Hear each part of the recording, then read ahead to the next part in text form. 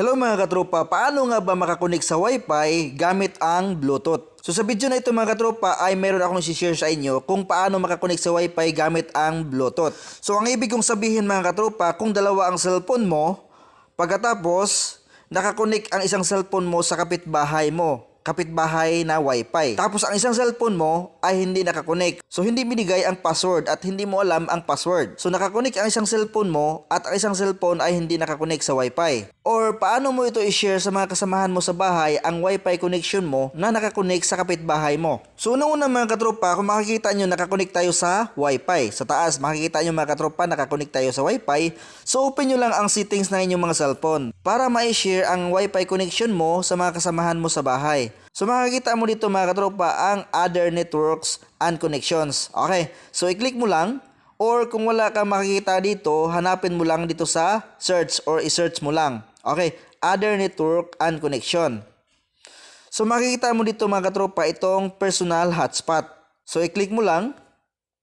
Pagkatapos mong ma-click mga katropa, meron kang makikita dito na Bluetooth tethering. Okay. So kung wala kang makikita mga katropa dito na Bluetooth tethering, katulad sa akin na Vivo Y11, makikita mo dito sa baba ang other sharing mode. Basta naka Vivo Y11 ka or other Vivo. So sa ibang cellphone mga katropa, makikita mo dito ang Bluetooth tethering. Pero sa akin ay naka Vivo Y11, ang makikita ko ay other sharing mode. I-click natin. So ngayon mga katropa, i-on lang natin itong share phone network via Bluetooth. Okay, so nakalagay dito share phone network via Bluetooth. I-on lang natin. Pagkatapos mga katropa, pwede nang mag-connect ang ating mga kasamahan sa bahay kung tayo ay nakakonect sa Wi-Fi ng ating kapitbahay. Okay, so nakalagay dito share phone network via Bluetooth, pair Vivo with your computer or other device. So pangalawa, connect to Vivo from computer or other network.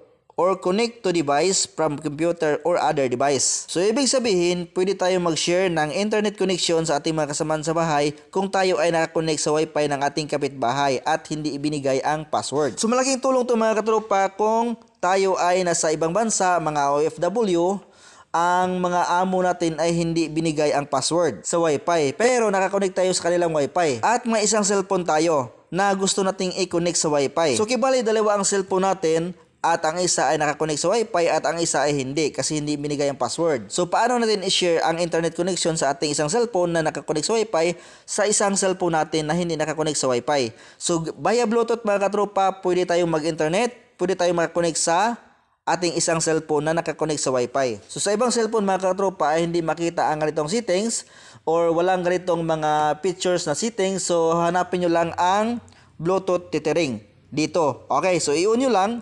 Tapos, mag-connect na kayo sa isang cellphone via Bluetooth or via Bluetooth tethering.